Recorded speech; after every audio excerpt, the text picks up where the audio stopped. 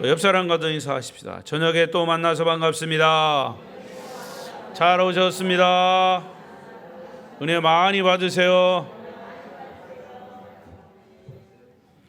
비대면 영상으로 예배하시는 분이 있으면 그 중에도 함께 하시기를 바랍니다.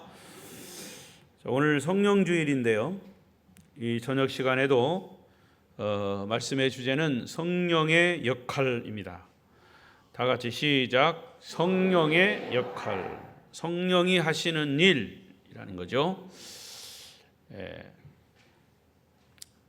오늘도 설교하는 자는 박재기 목사지만 성령께서 하시는 설교로 들으시기 바랍니다. 여러분, 여기 진짜 주님이 오셔서 설교하신다고 생각해 보세요. 그러면 여러분 딴 생각하고 뭐 졸고 하겠습니까? 절대로 못하죠. 근데 박재기 목사가 그냥 늘 강대상에서 설교하는 거니까 그러려니 하고 또 그 소리겠지 하고 졸면 안 된단 말이죠. 아멘? 네. 그래서 눈을 뜨고 저를 보세요. 저를. 고개를 들어요. 그리고 날 봐요. 자꾸 뭐 글씨를 쓰려고 그러고 아래를 쳐다보고 성경 뭐 확인하려고 하지 말고 내가 성경에 있는 얘기 하니까 확인 안 해도 돼. 증 확인하고 싶으면 집에 가서 컴퓨터 휴대폰 가지고 확인하셔. 틀렸나 맞았나. 자, 그런데 또 오늘따라 제가 주보에 괄호를 해놨어. 괄호를. 그래서 거기다 답을 다르라고 했는데 어쨌든 그건 나중에 유튜브 보면서 답 다르시고 오늘은 제가 성령의 역할이 뭔가를 우리 함께 나누면서 은혜 받으려고 합니다. 이 성령 강림절이 생기게 된 시점이 어디냐? 예수님이 하늘로 승천하신 이후에 오순절이 절 이름이 아니고 유대력이죠. 유대력. 그러니까 예수님이 승천하신 후에 49일 지나 50일이 되던 날 성령이 임하셨다. 그래서 오순절이에요. 오순절 성령이 임했다. 그래서 오순절날 성령을 사모하며 기다리던 120문도들에게 성령이 임한 것이 성령 강림절입니다. 그게 성령 강림절의 시작이고 동시에 교회 공동체가 시작된 시점입니다. 출발점이에요. 여러분, 우리가 이 지상에 교회가 많죠. 초교파 또 전 세계적으로 교회가 많아요. 근데 그 교회가 뭐 갈라지기도 하고 뭐 캐톨릭은 동방교회 뭐 서방교회 이렇게 갈라지기도 했지만 예수님이 승천하신 이후에 성령 강림절에 성령이 120문도에게 임했을 때부터 교회가 시작이 된 거예요. 그때부터 교회가 2000년 동안 지금까지 내려온 거예요. 교회 공동체. 그럼 교회 공동체는 뭐냐? 예수 그리스도를 나의 구세주로 고백하는 사람들의 모임이에요. 에클레시아라는 뜻이에요. 에클레시아. 따라해보세요. 에클레시아. 그게 교회란 말이죠. 그러니까 교회 성도들을 붙잡고 예수 그리스도를 구세주로 믿습니까? 아멘. 예수 그리스도를 구세주로 믿습니까? 노멘. 노멘하는 사람은 아니에요. 근데 가끔 교회에도 노면하는 사람들이 있어. 그래서 딴짓하는 거예요. 우리는 복음 안에서 예수 그리스도를 구세주로 고백하는 사람들이 다 똑같은 마음을 가지고 모인 거예요. 배움도 다르고 가진 것도 다르고 성도 다르고 다 다르지만 오직 예수 그리스도가 나의 구세주입니다 라고 고백하는 사람들이 함께 모인 곳이 교회입니다. 더욱이 아름다운 교회입니다. 그러니까 교회 안에서 딴소리 하면 안 돼. 예수님이 나의 구세주이십니다 라고 하는 것으로 통일이 돼야 되죠. 설사 딴소리가 나서 서로 이 분쟁이 일어나도 답을 딱 갖다 대야 돼. 당신은 예수 그리스도를 구세주로 믿지 않아? 왜 딴소리해? 거기서 이제 진짜와 가짜가 가려지는 거예요. 그러니까 교회가 뭔가를 알아야 교회에 어떤 시험이나 어려움이 없는 거예요. 이미 답이 다 나와 있어요. 교회라 이런 거다. 근데 교회 안에서 이런 소리가 안 나오고 딴 소리가 나오면 그건 교회가 아닌 거고, 그 개인이 예수 그리스도를 구세주로 고백하지 않는 거죠. 딱 나오는 거예요, 답이. 자, 그런데 오늘 성령 강림의 현상이 오늘 성경에 여러분 누누이 들어와서 잘 압니다. 성령이 강림할 때 그 현상, 나타난 이 증상이 뭐냐? 갑자기 하늘로부터 급하고 바람 같은, 강한 바람 같은 소리가 났습니다. 우당탕 우당탕 우당탕, 이 정도는 아니에요, 여러분. 더 막 난리가 난 거죠. 마치 여기 뭐라고 표현했습니까? 불의 혀처럼 갈라지는 것 같이. 여러분, 불이 혀가 있습니까? 불이 혀가 있더라고요. 근데 진짜 혀는 아니고 혓바닥 같이 막 불이 막 일어나요. 그렇게 성령이 임했다는 거죠. 엄청난 사건이에요. 그게 누구한테 임했어요? 120문도 각 개개인에게 임했어요. 성령이 막 그렇게 각 개인에게 임하면 조는 게 어딨어?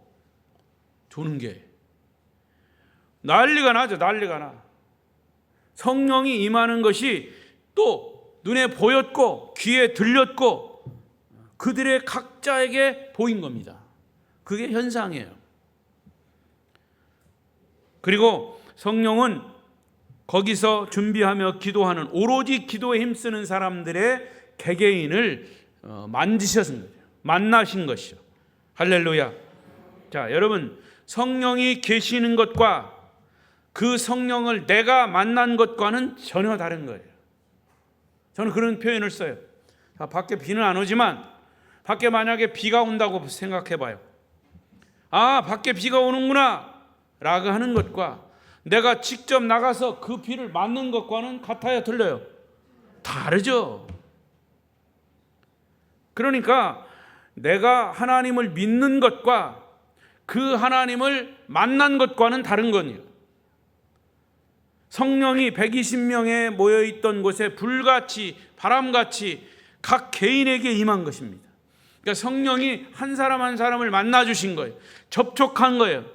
성령은 그들을 지배하기 시작했어요. 귀신이 지배한 게 아니라 성령이 지배했어요. 단적으로 말해서 귀신은 사람을 망하게 하는 거고 성령은 사람을 흥하게 하는 겁니다. 딱 나눠지는 거예요. 그러니까 여러분, 성령 받는 게 좋아요, 안 받는 게 좋아요? 귀신 받는 게 좋아요, 안 받는 게 좋아요?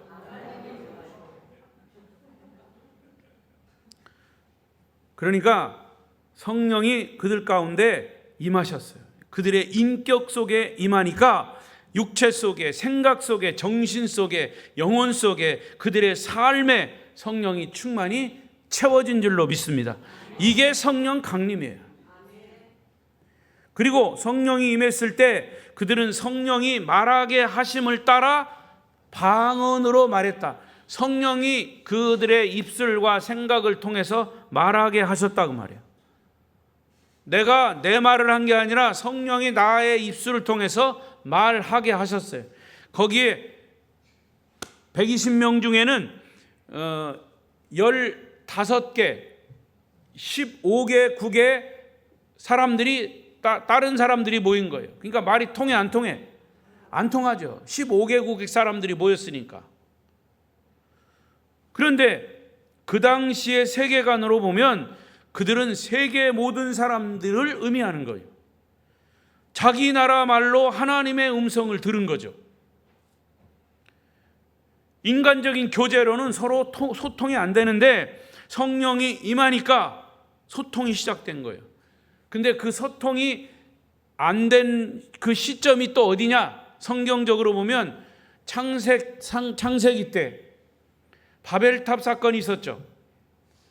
바벨탑을 쌓은 것은 인간들이 우리가 탑을 쌓아서 하나님께 향하자, 하나님을 만나자, 아니 하나님과 같이 되자, 이렇게. 인간의 최고 교만은 바벨탑이에요. 근데 하나님이 그 바벨탑을 다 무너뜨리면서 그들의 언어를 다 흩어지게 했어요. 소통하지 못하게 했어요. 그래서 그때부터 언어가 달라진 거예요. 근데 그 언어가 소통되지 않은 그 상황에서 구약시대가 싹 지나간 거죠. 그리고 신약시대에 성령이 임한 그 순간부터 성령을 통해서 소통이 되기 시작했다 그 말이에요. 할렐루야. 예를 들어서 성경 말씀이 전 세계에 전해진 것은 성령의 역사가 전 세계로 나가고 있음을 보여주는 증거이기도 합니다.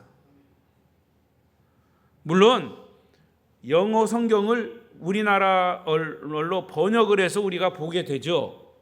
영어 성경을 그대로 영어 아는 사람은 알겠지만 모르는 사람은 모르지만 그것이 성령의 강림하신 이후에 소통이 됐다.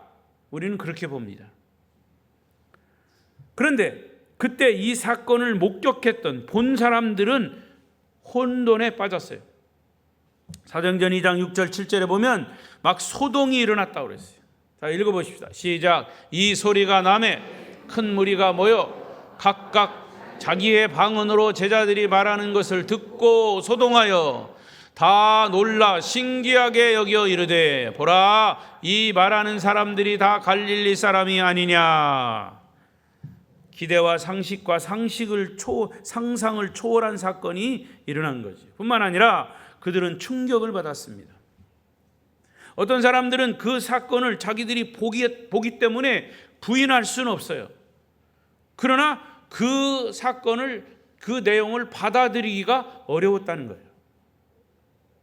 그러면서 뭐라고 조롱하냐면 13절에 보세요. 그들이 새 술에 취했다 이렇게 얘기했어요. 어떤 사람들은 조롱하여 새 술에 취했다 이렇게 조롱을 하니까 그때 베드로 사도가 자리에서 일어났어요.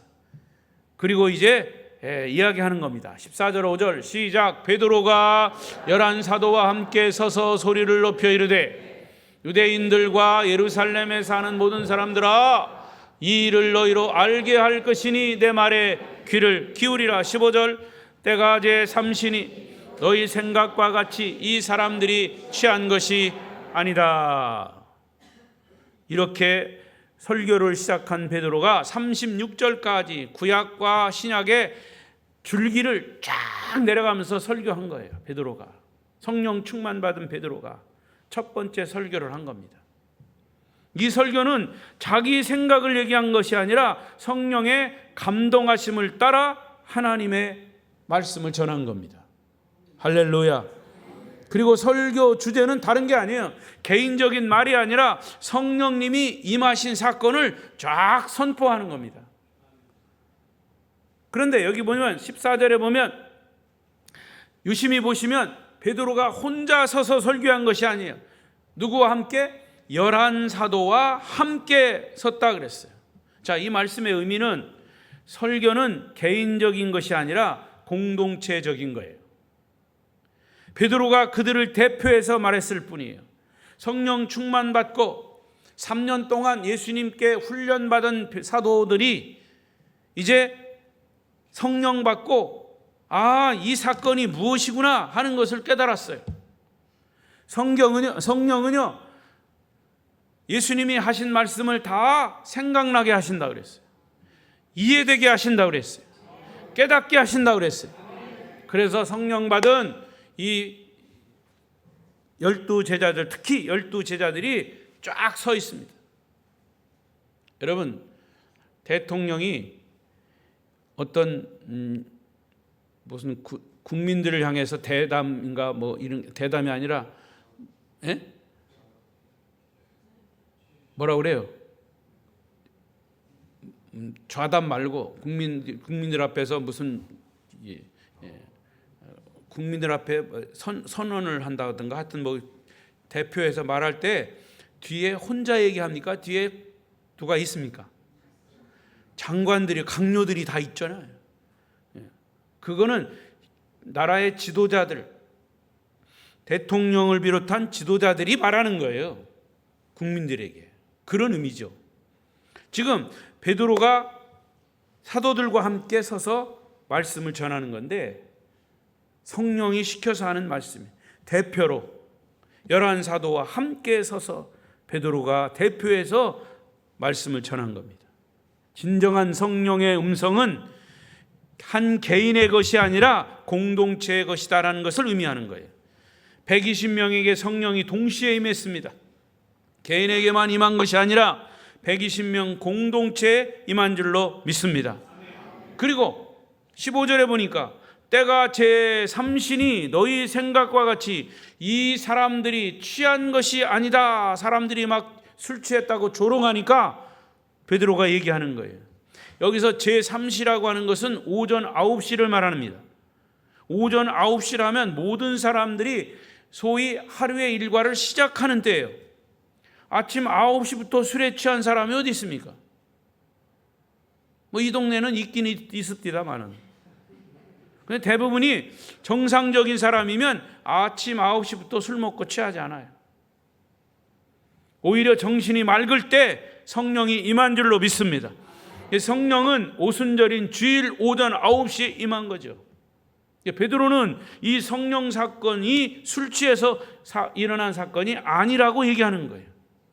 그리고 구약 요엘서 예언을 예로 들면서 이것은 우연히 일어난 사건이 아니고 어떤 인간이 계획한 것도 아니 인위적인 사건도 아니라고 하는 점을 설명하고 있습니다.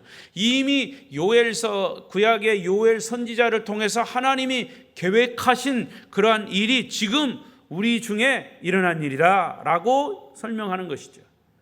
성령 사건은 베드로 자신이 주장한 사건도 아니고 제자들이 만들어낸 사건도 아닙니다.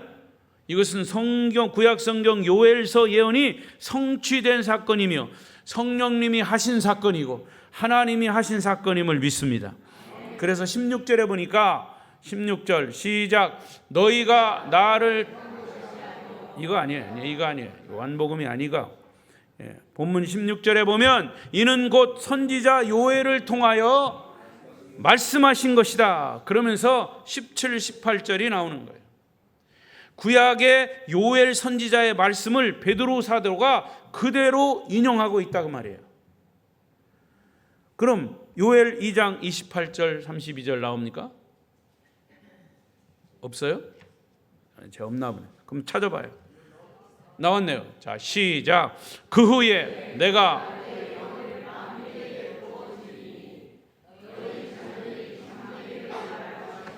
너희 늙은이들은 꿈을 꾸며 너희 젊은이는 세상 이상을 볼 것이며 모든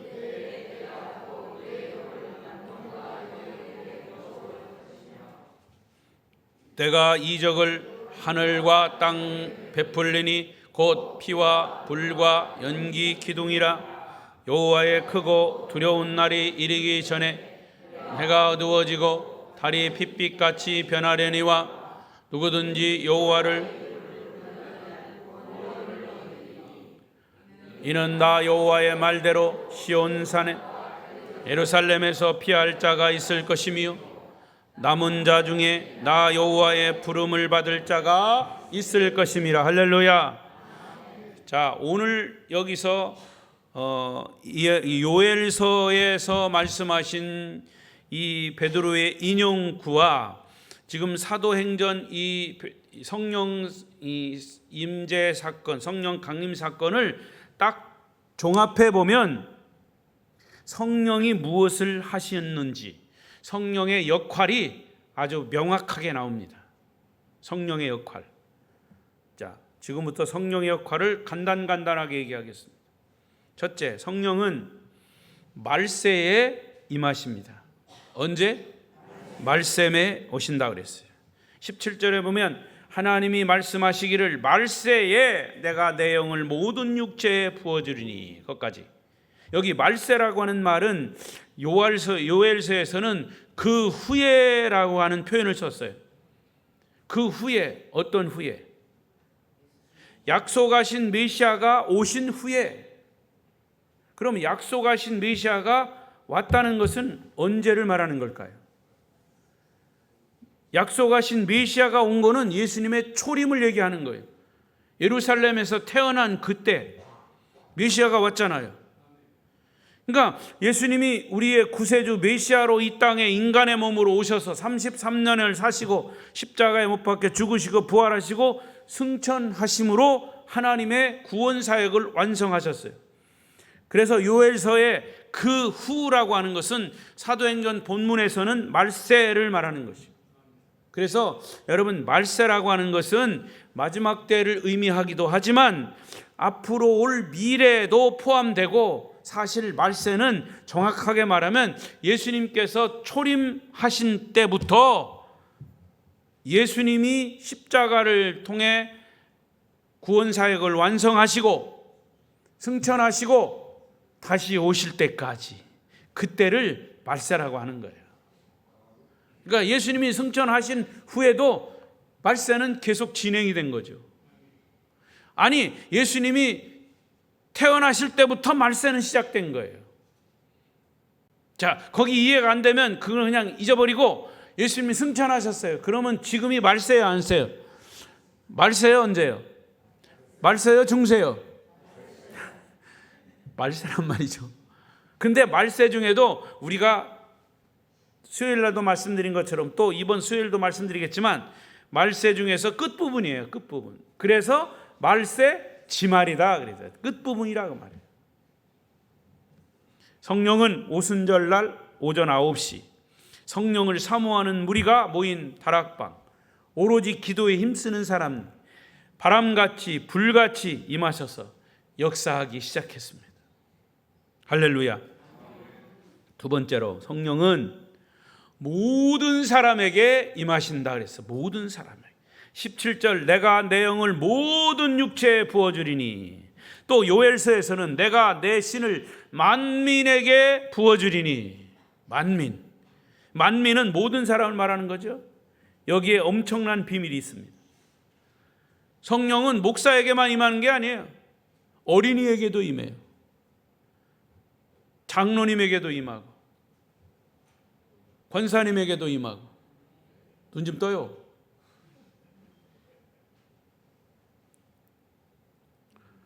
여러분, 오죽하면 이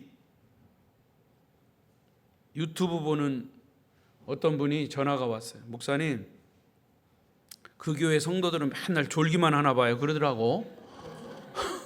그래서 그건 아니라고, 내가 한 사람이라도 조는 사람이 있으면 깨우려고 그런다고, 이해하시라고. 여러분, 그런 소리 안 할 수 있기를 좀 부탁합니다. 한 사람이라도 좀 듣고 정신 차리라고 하는 건데 눈 감고 감사하면 되겠어요? 성령이 임한 사람은 졸지도 않아. 성령이 임한 사람은 말씀에 집중해요. 성령이 임한 사람은 싸우지도 않아. 성령이 임한 사람은 하나님의 앞에서 그냥 나 죽었습니다 하는 거예요. 아멘?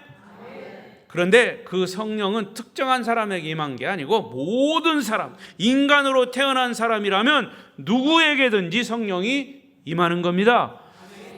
구약시대에는 사실 선택된 소수에게만 성령이 임했어요. 그러나 말세, 즉 예수님이 승천하신 이후에 주의 이름을 부르는 모든 사람들은 구원이 임하고 성령이 임하는 줄로 믿습니다. 저와 여러분 모두에게도 성령이 임한 줄로 믿습니다. 아이나 어른이나 병든 자나 건강한 자나 실패한 자나 성공한 자나, 하물며 감옥에 있는 자나 자유로운 자나 지식이 있는 자나 없는 자나 상관없이 성령이 다 임하게 되는 것입니다. 이것이 하나님의 신비예요. 그러나 중요한 것은 성령을 사모하는 사람에게 임하는 거죠. 성령도 인격이기 때문에 성령을 문 딱 걸어담그고 거부하는 사람은 결코 임하지 않아요. 요한계시록에도 그랬어. 내가 너희 마음의 문 밖에서 두드린다 그랬어요. 두드린다. 왜 두드려요? 성령이 확 문을 그냥 잡아채면 되지. 성령이 뭘 못하셔. 그런데 성령은 인격이기 때문에 우리가 마음을 딱 닫고 있으면 성령은 역사하지 않아요. 거부하잖아요. 여러분 주변 사람들 보세요. 아무리 복음을 외쳐도 너나 잘 믿으세요. 너같이 믿으면 난 안 믿을래요. 거부하잖아요. 그러니까 먼저 믿은 사람들이 예수 잘 믿어야 돼요. 너같이 믿으면 난 예수 안 믿겠다. 그것조차도 성령이 하시는 거예요. 그러니까 성령을 거부하는 사람에게는 결코 임하지 않아요. 자, 이렇게 성령은 말세 누구에게든지 만민에게 임하십니다. 그러면 성령이 임하시면 무슨 일이 일어날까요? 세 번째, 성령이 임하시면 너희의 자녀들은 예언할 것이요 그랬어요. 17절, 하나님이 말씀하시기를 말세에 내가 내 영을 모든 육체에 부어주리니 너희의 자녀들은 예언할 것이요. 거기까지. 구약시대에는 예언자들이 예언했어요.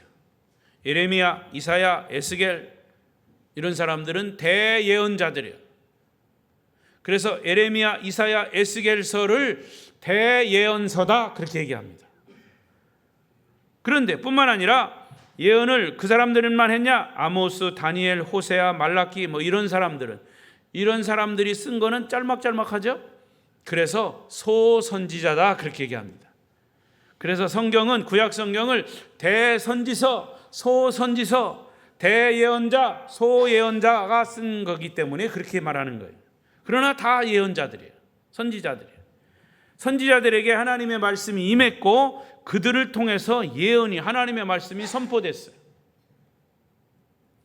여러분 예언이라고 하는 것은 말 표현은 앞에 일어날 일이라고 우리가 이해를 하지만 사실은 여기서 성경에서 말하는 예언은 미래에 막연한 일을 말하는 것이 아니라 미래에 일어날 하나님의 사건을 하나님의 종들이 말하는 거죠. 하나님의 사건. 목사님 기도하는 중에 어디 좋은 땅이 있다는데 그거 살까요 말까요? 내가 기도해 보니까 잘 모르겠어. 목사님 예언 기도 좀 해주세요. 그거 아니란 말이죠. 여러분 아무데나 가서 그런 얘기 하지 마세요. 그러면 기독교 점쟁이죠. 여기서 말하는 예언은 그런 것이 아니고 하나님의 사건을 말하는 거예요. 하나님의 사건, 하나님의 예언, 하나님의 말씀. 그러니까 단순히 미래의 어떤 예견이 아니라 선지자들은 하나님의 사건을 말씀에 근거해서 선포한 거예요. 그러므로 예언자들에게는 역사의식이 있었습니다. 구약의 예언은 특별히 하나님의 기름 부음을 받은 사람, 예언자만이 했어요. 그러나 성령 강림절에 임한 이후에 이제 모든 사람이 예언을 합니다. 특히 우리 자녀들은 젊은이들이 예언을 하게 될 것이다. 이 말을 잘 이해하셔야 합니다. 사실입니다. 성령 받고 구원의 확신을 가진 젊은 사람들은 자기의 미래를 알게 돼요. 자기의 장래가 굉장히 친숙해지는 거예요. 그게 무슨 내가 이제 취직시험 보면 취직시험에 합격할 것이다. 나는 좋은 사람을 만날 것이다. 이런 예언이 아니고 그가 하나님의 사람으로서의 하나님의 일을 어떻게 할 것인가를 알게 된다 그 말이에요. 여기서 너희 자녀들은 예언할 것이라고 하는 의미가 거기에요. 내가 어떻게 무엇을 위해서 살 것인지. 더 나아가서 정말 기도하는 사람들은 한국의 운명이 어떻게 될 것인지를 기도하고 성령 받은 사람들에게는 믿음의 눈으로 보게 돼요. 그렇다고 그것을 막 떠버리거나 그렇진 않아요. 제가 말씀드렸죠. 성령의 임재는 개인적인 것이고 또 그렇게 미래를 볼 수 있는 눈은 하나님이 개인에게 주신단 말이죠. 보편 타당성이 아니고 내 개인적으로 하나님이 꿈도 보여주고 환상도 보여주고 그런 은사를 주신단 말이죠. 그건 주관적인 겁니다. 그거를 보편화할 수는 없지만 그런 역사는 어디든지 누구에게든지 성령 받은 사람에게는 일어나는 거예요. 따라서 우리가 어떻게 무엇을 위해서 살아야 할 것인가, 그것을 위해서 어떤 기도를 해야 하는가를 성령 받은 젊은이들은, 우리의 자녀들은 알게 된다는 거죠. 아무리 똑똑해도 성령 받지 않는 사람은 하나님의 미래에 대해서 알 수 없는 거예요. 주님이 언제 오실지 정확한 날짜는 우리가 알 수 없지만 주님이 우리와 너무나 가까이 계시기 때문에 이런 것들이 굉장히 친숙하게 느껴지는 거고, 또한 자기 자신의 죽음에 대해서도 불안해하지 않아요. 내일 종말이 와도, 전쟁이 일어나고 세계가 다 깨진다 해도 믿는 사람의 마음은 두려움이 없는 거죠. 성령 받은 사람의 특징입니다. 성령 받은 우리의 젊은이 자녀들의 특징입니다. 하나님의 미래가 우리를 향해서 오고 있습니다. 여러분 자녀들에게 성령이 임하여야 될 줄로 믿습니다. 네 번째로, 성령이 임하시면 젊은이들은 환상을 본다 그랬어요. 요즘 젊은이들은 오히려 나이 드신 노인들만큼도 꿈이 없어요. 젊은이들의 특징이 뭐냐? 비전을 품는 거예요. 꿈을 갖는 거예요. 지금은 가난하고 손해도 보고 세상을 잘 몰라도 꿈을 가지고 사는 것이 젊은이들의 특징이에요. 그래서 성령이 임하면, 특히 젊은이들에게 성령이 임하면 환상을 본다 그랬습니다. 그러나 그 환상이 좋은 직장에 취직해서 안정된 생활을 하는 환상, 좋은 사람 만나서 행복한 가정을 이루는 환상, 그게 나쁘다는 게 아니에요. 그런 환상도 꿈이 되죠. 그러나 그런 것에 젊은이들이 꿈이 제한돼서는 안 된다 그 말이에요. 성령이 개입하고 하나님이 개입한 그런 환상이어야 된단 말이죠. 내 인생과 내 젊음을 투자해서 영원을 위해서, 진리를 위해서, 천국을 위해서, 하나님의 영광을 위해서 도전하고 모험하는 것. 성령이 임하면 젊은이들에게 그런 역할이 주어지고 그런 것이 나타난단 말이죠. 많은 젊은이들이 주님의 제자가 되고 또 다른 사람을 제자 삼는, 이것이 성령 받은 젊은이들의 모습이고 환상입니다. 성령이 임하면 노인들이 꿈을 꾸고 젊은이들은 환상을 가지고 세계를 향해서 나아가게 될 줄로 믿습니다. 그래서 다섯 번째, 성령이 임하시면 너희의 늙은이들은 꿈을 꾼다고 그랬어요. 아마 여러분이, 아니 이거 반대로 된 거 아니냐, 젊은이들이 꿈을 꾸고 노인들이 환상을 봐야 되는데, 노인들이 환상 보는 건 그거는 환상이 아니고 개꿈이에요. 개꿈. 그래서 여기 환상이라고 하는 표현을 쓴 거예요. 원어에 보면 이게 늙은이라고 하는 말은 우리 한국의 표현으로는 조금 이게 나이 드신 분들을 이렇게 멸시하는 그런 표현인데, 아니에요. 여기는 원어는 한국말로 다른 말로 표현할 수가 없으니까 이렇게 늙은이라고 하는 표현을 썼는데, 젊은이들의 상대 개념인 어른들, 나이 많으신 분들을 말씀하는 거예요.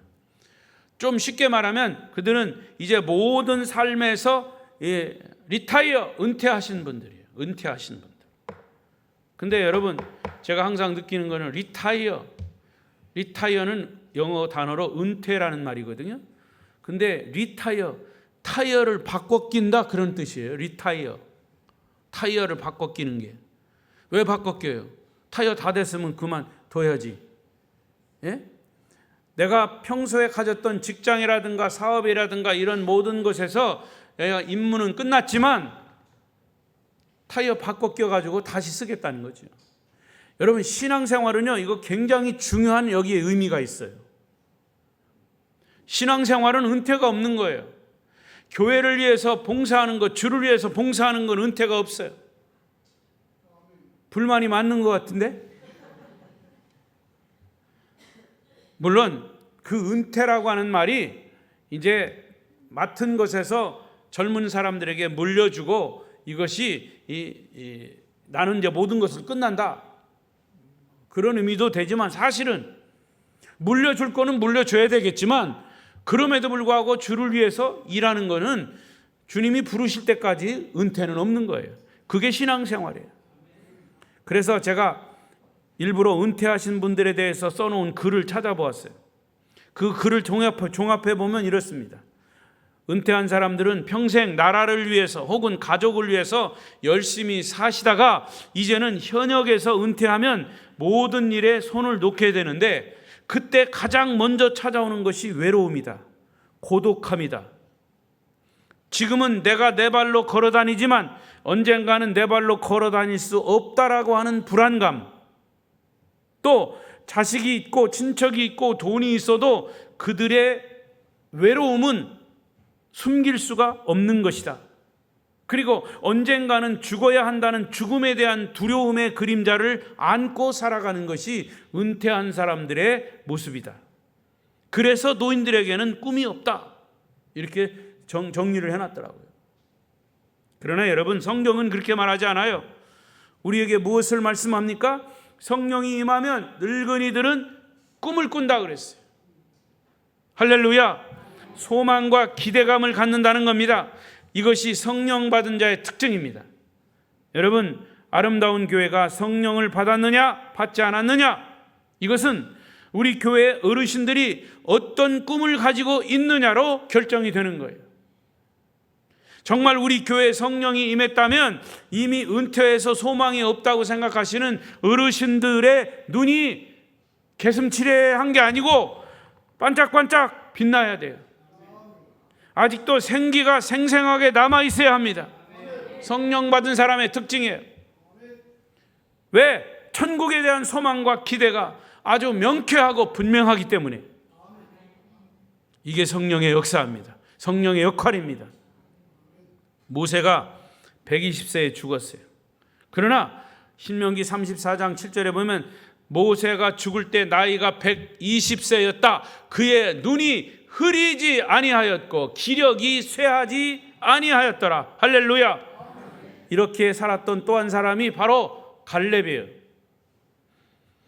모세가 죽었을 때 리더십이 여호수아에게로 딱 넘어갔어요. 제일 속상한 사람이 갈렙이에요. 내가 여호수아보다 못한 게 뭐 있어? 이렇게 시비를 걸 수 있는 사람이야. 그런데 나이도 똑같고 모세를 섬겨왔던 여호수아와 함께 정말로 이 라이벌 의식이 강했던, 갈등이 있을만 했던 사람이 갈렙이에요. 그러나 갈렙은 여호수아에게 넘어간 리더십에 대해서 질투하지 않았어요. 멋진 사람입니다. 여호수아를 오히려 40년 동안 섬겼습니다. 모세로 이어서 여호수아가 리더가 됐을 때 갈렙도 얼마든지 리더가 될 수 있는 사람인데 하나님이 여호수아를 딱 점찍고 여호수아를 리더로 세우는데 갈렙은 그거에 대해서 아무런 얘기하지 않았어요. 오히려 하나님이 세운 여호수아를 잘 섬겼어요. 40년 동안 성숙한 사람입니다. 그리고 그의 나이 85세가 됐을 때 여호수아는 이런 얘기를 합니다. 14장 10절 11절 여호수아 시작. 이제 보소서, 여호와께서 이 말씀을 모세에게 이르신 때로부터 이스라엘이 광야에서 방황한 이 45년 동안을 여호와께서 말씀하신 대로 나를 생존하게 하셨나이다. 오늘 내가 85세로 돼 모세가 나를 보내던 날과 같이 오늘도 내가 여전히 강건하니 내 힘이 그때나 지금이나 같아서 싸움에나 출입에 감당할 수 있습니다. 이게 여호수아에게 갈렙이 얘기한 거예요. 여호수아가 얘기한 게 아니고. 여러분, 멋진 어른입니다. 자기는 40대나 80대나 열정과 힘이 똑같다고 합니다. 그래서 아주 척박한 땅, 그 땅을 내게 달라고 합니다. 이 땅을 내게 주소서. 헤브론 땅. 다른 사람 같으면 야, 나 이 정도 섬겼으면 좀 좋은 땅 줘라.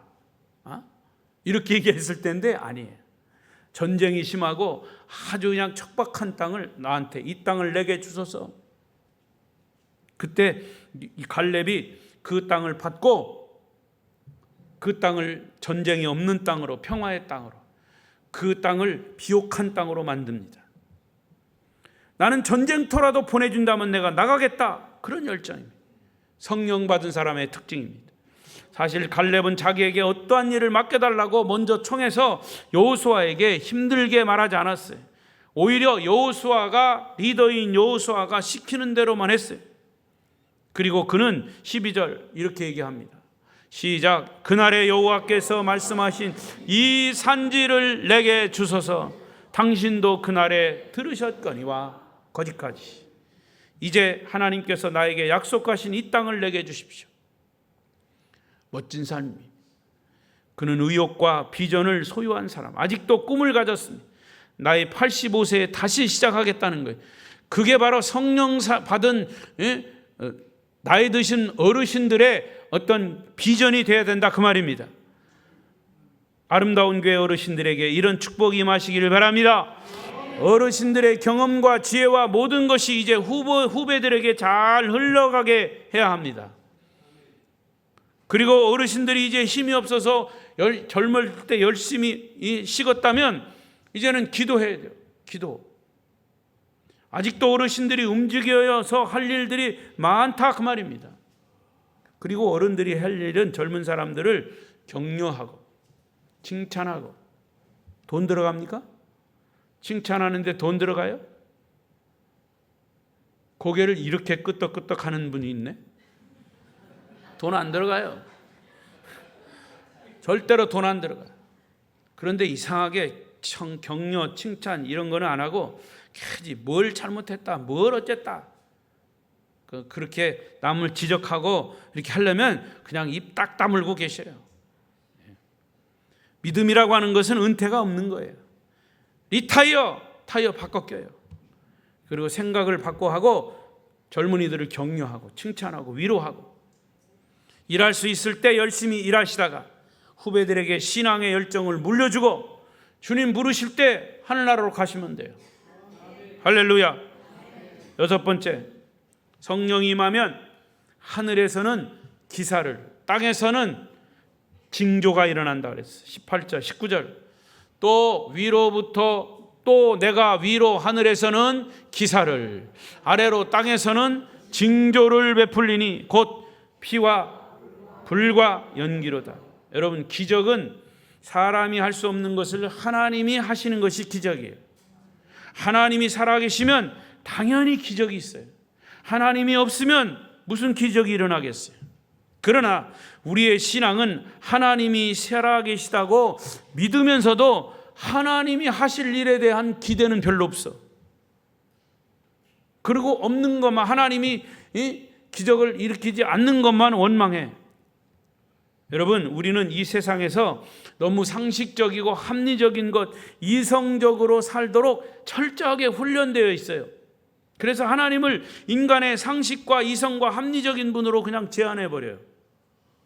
그러나 여러분, 하나님이 어떻게 인간의 이성, 상식, 경험, 지식에 제한을 받으시는 분입니까? 하나님은 창조의 주인이십니다. 말씀으로 천지를 창조하신 분이에요. 이 모든 것들을 초월하시는 것은 당연하신 거예요. 내가 하나님을 이해하는 것이 아니라 사실은 하나님이 나를 이해하는 거죠. 여러분이 하나님을 이해합니까? 하나님 어떻게 이해해요? 우리 인간은 하나님을 도저히 이해할 수가 없어요. 하나님을 알 수도 없어요, 사실은. 어떻게 이 종이 종 만든 사람 주인의 뜻을 알겠습니까? 그냥 종은 뭐 하는 거예요? 소리만 나면 돼. 소리만. 주는 사람 깨십시오. 소리만 나면 돼. 아마 이 종이 소리 안 났으면 집어쳤을 거예요, 아마. 마찬가지 우리는 종으로서 하나님 영광을 돌릴 종으로서 만들어진 거예요. 그러면 하나님께 영광을 돌리기만 하면 되는 거예요. 그 역할을 다 하는 거예요. 성령 받은 사람은 그렇게 이해하고 깨닫는 거예요. 할렐루야. 하나님이 여러분이 가진 지식, 경험을 가지고 하나님을 함부로 제한하지 말라고 말이에요. 하나님은 하늘의 기적, 기사, 땅의 기적, 징조를 베푸시는 분이다. 그래서 여기 피와 불과 연기로 임하셨다 그랬어요. 출애굽 당시에 마지막 재앙이 피의 제사, 피의 재앙이에요. 제사를 드릴 때도 양의 피가 있었어요. 하나님이 임하실 때는 불로 임했어요. 연기로도 임했어요. 20절에 보십시오. 20절 시작. 주의 크고 영화로운 날이 이르기 전에 해가 변하여 어두워지고 달이 변하여 피가 되리라. 여러분, 앞으로 이 세상에 이런 변화와 역사들이 많이 일어나게 될 것이에요. 여기 상징적인 표현을 했어요. 피와 불과 연기로 하나님이 임하시는 거예요. 앞으로 이 세상에는 여러분 이런 역사들이 많이 일어나게 될 것인데 두려워하지 마십시오. 하나님은 성령을 통해서 이 역사 속에 나타나시고 누구든지 주의 이름을 부르는 자는 구원하신다고 그랬어요. 그러니까 구원받은 사람은 이 세상에 일어나는 그런 놀라운 일들이 재앙, 피, 불, 연기 이런 일들이 일어나도 걱정하지 말라 그랬어요. 그래서 21절 이렇게 얘기했죠. 시작. 누구든지 주의 이름을 부르는 자는 구원을 받으리. 할렐루야.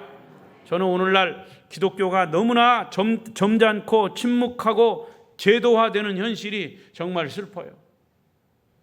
교회는 건물이 아니에요. 어떤 제도도 아니에요. 물론 제도나 건물이 필요합니다만은 건물이 없으면 예배를 드릴 수가 없죠. 제도가 없으면 우리가 이렇게 만날 수가 없는 거죠. 그러나 건물과 제도에 묶여 있어서는 안 돼요. 성령의 역사하심을 우리가 보아야 된다는 거죠. 깨달아야 된다는 거죠. 그래서 베드로가 내게는 은과 금이 없거니와 내가 내게 있는 것으로 내게 주노니 곧 나사렛 예수의 이름으로 일어나 걸으라. 성전 미문에 있던 안진뱅이에게 이렇게 외친 거예요. 그럴 때 그 안진뱅이가 벌떡 일어났습니다. 벌떡 일어났다니까. 그래도 눈을 안 뜨네. 여러분, 나사렛 예수 그리스도의 이름으로 일어나 걸으라. 능력이 있는 줄로 믿습니다. 왜 능력이 없습니까? 예수의 이름이 없으니까. 아름다운 교회는 하나님의 기적과 능력이 성령 강림을 통해서 나타나는 교회가 되기를 바랍니다. 구원받은 자, 세례받는 자가 계속 나와야 합니다. 귀신이 떠나가고 하나님이 질병을 고치시는 초자연적인 역사가 바로 여러분을 통해서 나타나게 될 줄로 믿습니다. 이것이 성령의 임하심의 증거들이고 성령이 하시는 일입니다. 오늘 말씀의 결론은 딱 하나입니다. 여러분 모두가 성령 충만해야 한다는 사실입니다. 개개인이 성령 충만해야 헌신도 하고, 성령 충만해야 봉사도 하고, 성령 충만해야 예배를 생명처럼 여기고, 성령 충만해야 내가 헌물도 하고 감사 예물도 드리는 거예요. 지금 아름다운 교회가 그런 역사가 계속적으로 일어나고 있음이 증명되고 있습니다. 많지는 않지만 사람들이 전도되고 있어요. 우리 교회로 모여들고 있어요. 아멘이 끌적지근하구만. 새로운 성도가 전도되고 있고, 기도 운동이 일어나고 있고, 11조 신자가 늘어나고 있고, 기도하고 싶은 사람이 늘어나고 있고, 이름 없이 헌신 봉사하는 사람들이 계속 생기고 있다 그 말입니다. 이게 무슨 현상이에요? 지금 교회가요, 코로나 이후에 자꾸 문 닫고 있어요. 하루에도 수십 개 교회들이 문을 닫고 있어요. 그러나 문 닫고 있는 교회보다 교회가 더 많아지고 있고, 뭐 개척되는 교회도 없잖아, 있지만 그럼에도 불구하고 전도되는 교회가 있어요. 성령의 역사란 말이죠. 따라서 여러분, 성령 충만한 교회, 성령 충만한 사람은 특별히 다른 사람을 배려할 줄 압니다. 따라하십시오. 성령 충만한 사람은 배려할 줄 알아야 한다. 배려가 뭐예요? 다른 사람을 잘 살피는 거예요. 자기 감정이나 자기 고집 세우지 않아요. 성령 충만한 사람. 더워서 에어컨을 틀었는데 내가 추우니까 에어컨 끄라고. 그거는 배려하는 게 아니에요. 공동체를 위해. 만약에 내가 추워서 저 에어컨 때문에 추우면은 잠깐 뒤에 나가서 좀 따뜻한 데로 피신해 있거나, 그냥 뭐 추우니까 빨리 꺼라 켜라, 이제 틀림없이 그런 일이 벌어질 거예요. 여름이 가까워오고 있으니까. 성령 충만한 사람은 자기 감정이나 고집을 내세우지 않아요. 그리고 또 한 가지, 이미 얘기가 나왔으니까, 여러분 예배 드릴 때 앞에서 보면요, 뒤에 조금 시간이 늦게 오시는 분들은 자리가 없어가지고 막 왔다 갔다 해요. 어디로 갈까? 먼저 앉은 사람들 자기 자리, 여러분 언제부터 거기 태초부터 거기 자리 잡아놨어요? 뒤에 오는 사람 좀 양보할 줄 좀 자리를 남겨놓으시라고, 고집하지 말고. 그게 바로 예배하는 사람의 자세예요. 다른 사람을 배려할 줄 알고. 나는 태초부터 여기서 아니까 내 자리 누가 차지하지 마. 그것도 가운데 자리는 비워놓고 가해. 누가 오면 들어가라고. 자기가 들어가 앉으면 되잖아. 가에 앉아가지고 딱. 그런 것들이 배려예요. 또 새가족들은 자기가 곤란하거든요. 아는 사람도 잘 없고, 그러니까 어쩔 줄을 몰라요. 그런 것들을 잘 앉을 수 있도록 배려해 주는 거예요. 그게 교회 성도들의 자세고 성령 받은 사람들의 모습이죠. 아름다운 교회는 성도들은 좀 더 여유를 가지고 남을 격려하고 칭찬하고 서로를 위해서 기도하고 사랑하는 성도들이 되시기를 바랍니다. 아무쪼록 성도 여러분의 개인과 가정과 직장과 사업과 자녀들에게, 그리고 우리 아름다운 교회 공동체에 성령이 충만히 임하셔서 성령의 놀라운 기적들을 강력하게 지속적으로 경험하게 되기를 축복합니다. 기도하겠습니다.